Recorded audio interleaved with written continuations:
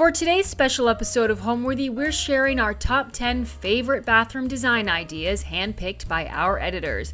We have bold, we have modern, we have maximalist, and we have classic. All of these bathroom designs are amazing inspiration for how to make the start of your day a little bit more glamorous and fun. Enjoy! You're watching Homeworthy, where we believe every home has a story. Like and subscribe for more. That leads us to the primary bathroom, which I think is the room people love about this house. This actually used to be originally the kitchen. When we were doing the reconfiguration, it felt really natural to kind of create this double doors and this huge main suite in the house. I fell in love, I suppose the starting point was this Philip Jeffries wallpaper. I like that it almost felt woven or embroidered, and the palette of the background, which is the soft kind of peachy tones. And I work a lot with a marble and stone dealer in Wicklow, not too far away from here. And they had this incredible peach onyx. So I had this light bulb moment of, okay, this is going to be, perfect together. So I had to have it, basically. And we use that in the double vanity, either side of the fireplace, and then the shower, which I feel is probably one of the most special showers in Ireland, because we have this really dramatic custom brass fittings that I had made in Italy, and the same as the bath. And this bath actually weighs 1 ton. And it was, let's say, quite an ordeal to get it in. But I just thought there was something really special about the weightiness of it. And because we're close to the sea, I quite like to go swimming. And we do it right up until winter. So there's nothing quite like being for a swim in the depths of winter in the Irish Sea, and then having a bath with the marble getting really warm, and then we put in the fireplace as well. So we're able to kind of, you transform. It's very like a ritual after you go swimming in the sea. So this is the perfect place to escape all the mayhem from upstairs and to unwind after a busy day in the studio. I can have my Cleopatra moment in the marble bath and sit by the fire and unwind. And that's the master bathroom. So step in here. So again, kind of going with our green, browns, blacks. This really is the ultimate green. I chose to lacquer this because it's a dark room. I just need a little sparkle in here. This is my formal powder room. And instead of doing a wallpaper, I have this mini collection of all these little bitty landscapes that I've just picked up over the years at auction or estate sales or galleries. So I thought, what better way to showcase them all than to just stack them really from the top of the wainscot to the ceiling in lieu of a wallpaper. So there's still more room, believe it or not, for more paintings, but you get the gist of it. I love addressing a powder room because it is so essential. This is the room that everybody sees. It's the most public, obviously, bathroom. So don't skimp on design in a room like this. This is the room to be maximal, to max out your fantasy bathroom. I really chose to do that with color and lacquer. Aside from the art in here, my favorite piece in the powder room is this gilded oyster shell chandelier with hand-painted oyster shells. It really is a sculptural moment with a nod to the South. This is actually a found piece from a salvage yard. It's a wall-mounted Art Deco vanity. It didn't have a top or anything. I went to a remnant sale at a marble yard. In case you ever need a fabulous marble for cheap, wait till your local stone yard has a remnant sale. Anyway, this gorgeous marble fits on here, and I dressed it up with a vintage P.E. Guerin faucet that was broken from a former client, but I just took it to the local repair shop and they dressed it up for me, so it works just fine. I do have a favorite piece of art in here. It's actually this piece that I love walking by this room every single day and looking in here. It's just a beautiful Sicilian landscape. I'm Sicilian, and so I was definitely drawn to this, and it had a beautiful frame. This is something I scooped up at auction. I think doing the high gloss lacquer in a small room really gives a big impact. I think it expands the room visually somehow because of the mirroring sparkle effect of it. It doesn't make you feel so confined. And on top of that, why not just do a dark color too? I mean, people are afraid of dark colors in small spaces, but I think that a dark color on everything in a small room really makes the room feel larger. It blurs sort of the architectural details of the space. It blurs the edges and corners. And I think that really helps along with the lacquer. Here's our bathroom right off of the primary bedroom. We also gutted this bathroom and completely redid it. We wanted it to have like a spa hammam vibe. So what was in here, again, it was like a 1950s bathroom. It was like a big cast iron tub, which we ripped out. We put in a double shower with a bench, heated floors.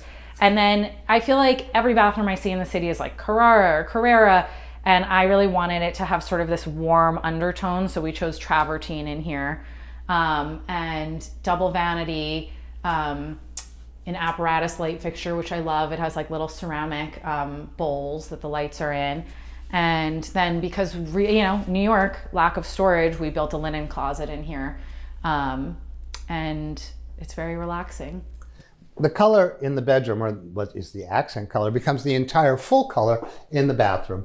The bathroom, once again, was as it was delivered, and it's gorgeous and with luxurious understated materials.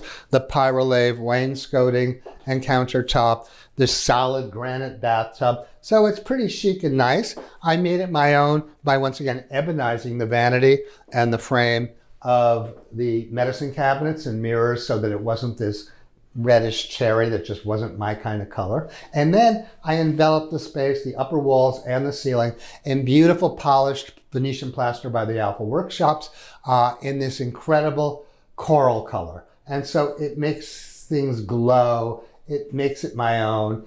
I also hung wonderful art, a beautiful rondelle, this sequins and glitter on a white base, and this great three-dimensional Sputnik thing hanging up above it. So again, this is peel and stick wallpaper or removable wallpaper, which is a great renter hack. But with this wallpaper, I actually hated the background. It was like an ugly purplish gray. So I actually X-Actoed all of it out, which took forever. It took about maybe a week to do, but I love the result of it because I wanted it truly to be black and white. So it was a labor of love. So the white that we're seeing is actually the wall. It's actually the wall, and this is the wallpaper. When you live in New York, you're always on the go. So it's like, the bathroom is the one place that you kind of got to just stop and chill out. Mother Nature will make you stop and chill out every day. So I went with a white shower curtain. And of course, in here, this is like one of my hacks, like just label everything face, shampoo, soap, and like a nice little caddy because I wanted it to feel like a hotel at home. And then I have a moment in the corner where it's my bath salts, a candle, a crystal, because you need to zen out sometimes. And of course, a plant in the bathroom. It's okay for some plants to be in the bathroom. This is a snake plant, so it's a low light plant, so it is thriving. It even has a little baby right here.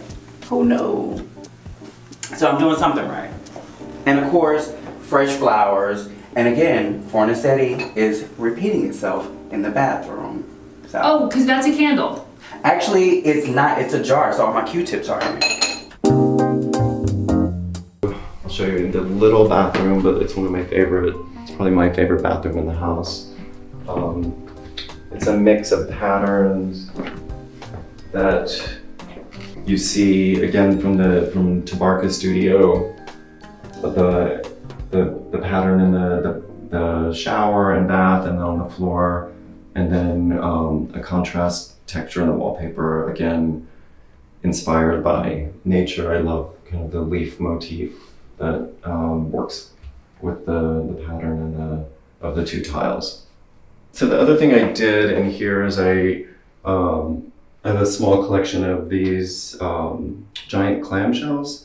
So I worked, when I redid the bathroom, I inset them into the wall. So this is like a soap dish with sponges, and then this is the larger one near the tub is for bath salts. Yeah, I love them, the natural element coming into the room. So welcome to my bathroom. This bathroom was awful before I got to it. And this was the last room in the house that I designed and renovated. And it sure needed it. It had a tub and it was just terrible. And I said to my husband, this is it. This is my last room in the house. I'm really going all out. Are you up for it? And he said, sure, which is nice. Started with this wallpaper. I wanted it to feel like one of the hotels that we stayed at on our honeymoon. And it's really a combination of our love of travel and the Parisian gardens that we saw. And then when we went to Southeast Asia, we were in Cambodia, we stayed at a hotel with a pool that was the color of this tile. So brought it all together with my favorite hotel in Spain, floor tile, my favorite hotel in Paris with gardens nearby, and then the hotel in Cambodia with the pool of that tile color. And I saw this stone when I was looking for a client for a countertop, and it reminds me of Oreo ice cream, but it is so beautiful. The black and white and mixture looks just so beautiful in this room. You will notice that I have these amazing lights that are from France, and they are birds. How cool are those? In the trees of my wallpaper, which is actually a mural and not just one quick repeat. It's a very big repeat, and it comes together. So here is the space that I touched the least. I always say that I love the old pre-war bathrooms in New York City, and this was actually a wonderful classic Carlisle black and white bathroom. I anchored the room with this wonderful antique mirror that I found in the Paris flea markets. And why not? Why not use a beautiful antique in your bathroom? It always makes your utilitarian space feel more like it's more of home. This is like sort of ground zero, I think, for my house for so many reasons. Number one, I think it's the first room I actually saw in my head. I knew I wanted this wallpaper. I knew I wanted really dark, old-fashioned hexagon tiles. So I chose this really dark gray marble. And I knew I wanted my bathroom vanity to feel like a chest. And that is actually a whole other story, but fast forward, I'm now launching a line of vanities that are inspired by old chests. If you look at it, it's literally like a piece of furniture.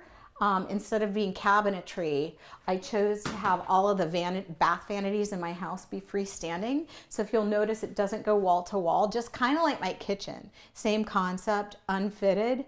I wanted it to feel like a piece of furniture rather than cabinetry. So that was the intent here. And it's specific. You have to like embrace the imperfection of it all, and the fact that you're losing 3 inches of storage here and 4 inches of storage there. But for me, the aesthetic part of it was more important, and to add these details like the trunk handle and that sort of thing were the fun part. I also have wooden toilet seats in all my bathrooms, which I really love. So behind this door is the powder room, which is easily accessible to everybody who comes in as a guest. And my favorite things in here are, I had these little drawings done of the girls by the same artist 3 years apart. My goal was to keep doing it, and every 3 years to call Charles and have him do another portrait, but if we did the things we mean to do, life would be perfect, and life isn't perfect. A client of mine was a man named Meatloaf. Meatloaf's a rock star who sadly died recently, and I'd done 6 houses for Meatloaf and his wife. In addition to doing all the decorating, we'd collected art. We'd gone to Christie's and Sotheby's and just amassed, because he suddenly overnight had like 4 houses that we had to hang art for, and he liked very, very classical art. So this is one of the ones that I picked out. I kept showing him this one. I was like, I think I'm gonna put it here. And he's like, no, put something else there. And then I would show it to him again, and I'd be like, I think now I'm gonna put this in the guest room. And he'd be like, no, put something else in there. And finally, we were done hanging art, and that was still not hung. And he leaned over and he said something to his wife. And then he looked at him and he said, we'd like you to have that painting. And I said, why? What do you mean? And Leslie said, he really doesn't like the boobs. So that's how I ended up with a 19th century painting from Christie's. Thanks for watching. For more Homeworthy content, be sure to like and subscribe.